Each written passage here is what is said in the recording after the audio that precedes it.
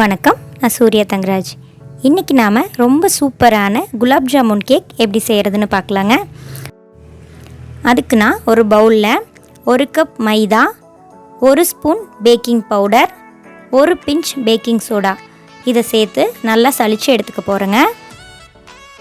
நல்ல பிராண்டடான மாவு வாங்கும்போது தான் உங்களுக்கு கேக்கோட ஸ்பாஞ்ச்னஸ் நல்லா பர்ஃபெக்டாக வருங்க. அது எவ்வளோ நல்ல மாவாக இருந்தாலும் சரி, அதை நீங்கள் சலிச்சிட்டு எடுத்துக்கோங்க. அதை சலிச்சதுக்கப்புறம் நல்லா ஒரு தடவை மிக்ஸ் பண்ணி விட்டுக்கோங்க. அப்போ தான் கேக் ஈவனாக பேக் ஆகும்.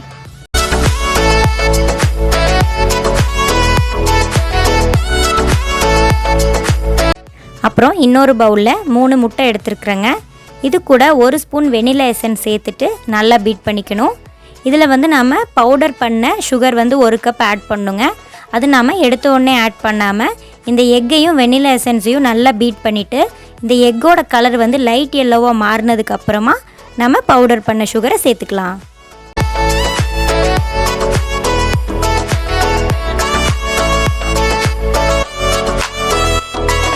இப்போ முட்டை ஒரு லைட் எல்லோ கலர் அளவுக்கு வந்துருச்சு.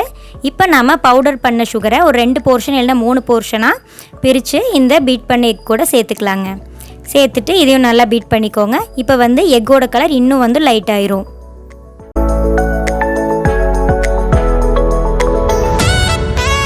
இதில் நான் 30 ml அளவுக்கு சன்ஃப்ளவர் ஆயில் எடுத்துக்கிறேங்க. நீங்கள் உருக்குன வெண்ணெய் கூட சேர்த்துக்கலாம். இதை சேர்த்ததுக்கப்புறமா ஒரு 30 செகண்ட் மட்டும் பீட் பண்ணிக்கோங்க. அதுக்கப்புறம் பீட்டரை நாம் ஆஃப் பண்ணிடலாம். இப்போது இந்த எக் மிக்ஸ்சருக்குள்ளே நம்ம ஏற்கனவே கலந்து வச்சுருந்த கேக் மிக்ஸை கொஞ்சம் கொஞ்சமாக ஆட் பண்ணி இதில் கலந்து விட்டுக்கலாங்க. இதில் 60 ml அளவுக்கு பசும்பால் எடுத்துருக்கிறேன். இதுவும் சேர்த்து நம்ம மிக்ஸ் பண்ணிக்கலாம். ரெண்டும் மாறி மாறி கொஞ்சம் கொஞ்சமாக சேர்த்து மிக்ஸ் பண்ணணும். ஓவர் மிக்ஸ் பண்ணக்கூடாது. எவ்வளோ மெதுவாக மிக்ஸ் பண்ணுறீங்களோ அவ்வளோ கேக் நல்லா ஸ்பாஞ்சியாக வரும்.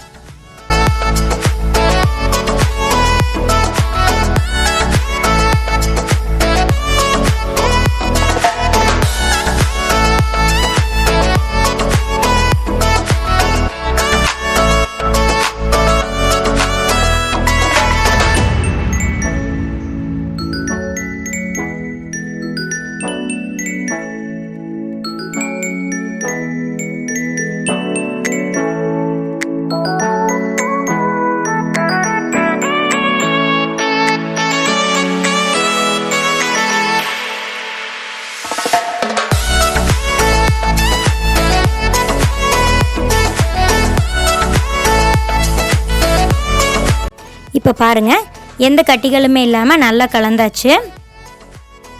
இந்த கேக்குக்கு குலாப்ஜாமுன் ஃப்ளேவர் வர்றதுக்காக பொடி பண்ண ஏலக்காய் தூள் ஒரு 1/2 ஸ்பூன் அளவுக்கு சேர்த்துருக்குறேங்க. இதில் 1 ட்ராப் அளவுக்கு எல்லோ ஃபுட் கலர் ஆட் பண்ணிக்கிறேங்க. இது முற்றிலும் ஆப்ஷனல் தான். உங்களுக்கு வேணும்னா சேர்த்துக்கலாம், இல்லாட்டினா வேண்டாம். இதையும் சேர்த்துட்டு நல்லா மிக்ஸ் பண்ணிக்கோங்க.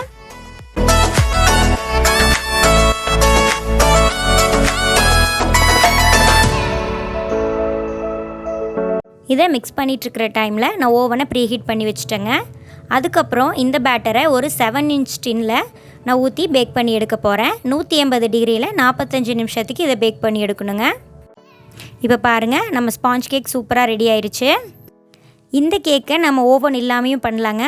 அந்த மாதிரி கேக்கெல்லாம் எப்படி செய்கிறது அப்படிங்கிறத நான் ஏற்கனவே உங்களுக்கு அப்லோட் பண்ணியிருக்கிறேன். அதை நான் உங்களுக்கு டிஸ்கிரிப்ஷனில் கொடுக்குறேன். அந்த லிங்க்கில் நீங்கள் போய் பார்த்துக்கலாம். இப்போ இந்த கேக்கை நான் டீமோல்ட் பண்ணிக்கிறேங்க. இப்போ இந்த கேக்கை 3 லேயர்ஸாக கட் பண்ணிவிட்டு இதுக்கு நாம் ஐசிங் பண்ணிடலாம்.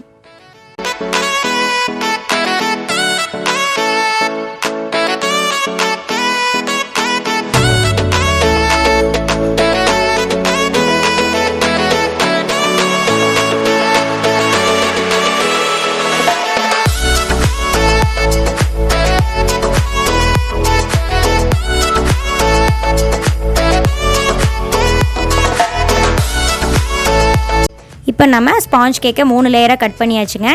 இப்போ இந்த கேக்கோட ஃப்ராஸ்டிங்க்கு நம்மளுக்கு பொடி பொடியாக கட் பண்ண நட்ஸ் தேவைப்படும். அதுக்கு நான் பாதாம், முந்திரி, பிஸ்தா இது 3 ஒரே அளவு எடுத்து அதை மிக்ஸ் பண்ணி எடுத்து வச்சுக்கிறேங்க.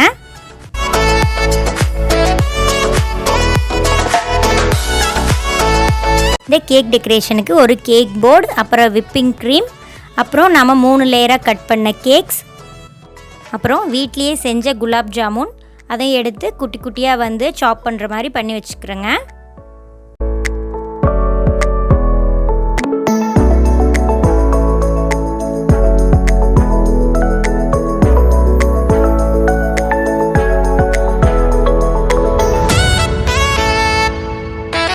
குலாப் ஜாமுன் கூட குலாப் ஜாமுன் ஜீராவும் எடுத்து வச்சுக்கிறேங்க. இதை வச்சு தான் நம்ம கேக்கை நனைக்க போகிறோம். ஒரு கேக் போர்டில் கொஞ்சம் க்ரீம் அப்ளை பண்ணிவிட்டு இதில் ஒரு லேயர் ஸ்பாஞ்ச் கேக் வச்சுக்கிறேங்க. இதில் வந்து நம்ம குலாப் ஜாமுன் ஜீரா வச்சு இந்த கேக்கை நனைச்சி எடுத்துக்க போகிறேன்.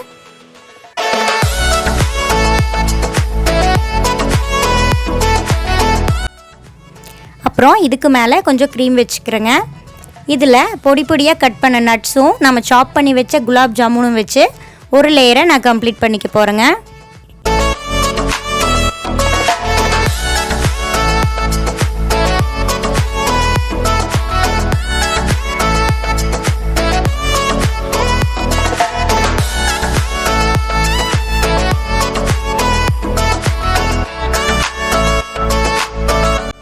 இதே மாதிரி தாங்க 3 லேயரையும் நான் இப்போ பண்ண போகிறேன்.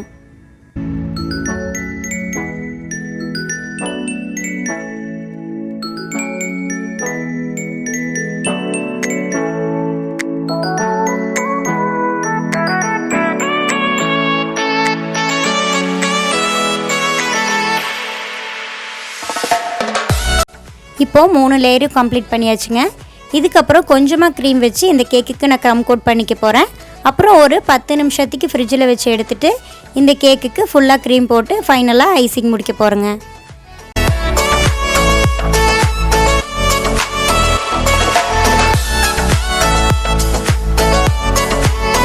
இப்போது க்ரம் கோட் முடிச்சாச்சுங்க. இது மேலே நான் செகண்ட் லேயர் க்ரீம் அப்ளை பண்ண போகிறேன். நம்ம செகண்ட் டைம் க்ரீம் அப்ளை பண்ணும்போது இதில் ரொம்ப கம்மியான அளவு எல்லோ கலர் ஆட் பண்ணிக்கோங்க. அப்போது இந்த குலாப் ஜாமுன் கேக் வந்து பார்க்குறக்கு ரொம்ப அழகாக இருக்கும்.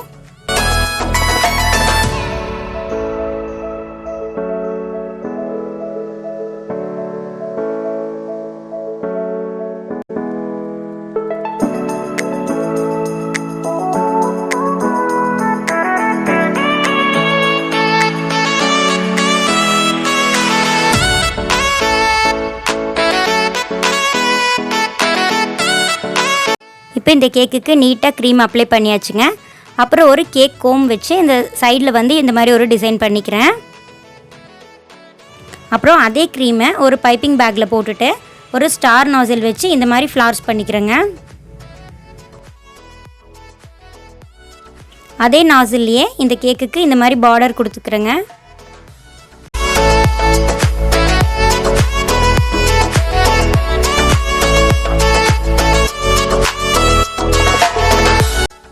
இதுக்கு மேலே குலாப் ஜாமுன்ஸை நம்மளுக்கு எப்படி பிடிக்குமோ அந்த மாதிரி கட் பண்ணியோ இல்லை முழுசாவோ மேலே வச்சு கஸ்டமர் கேட்ட மாதிரி கொடுக்கலாங்க.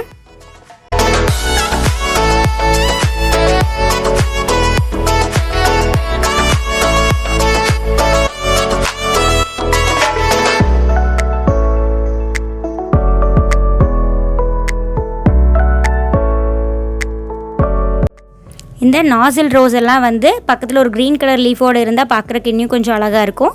அதனால் நான் இந்த மாதிரி ஒரு டெக்கரேஷன் பண்ணிகிட்ருக்குறேங்க.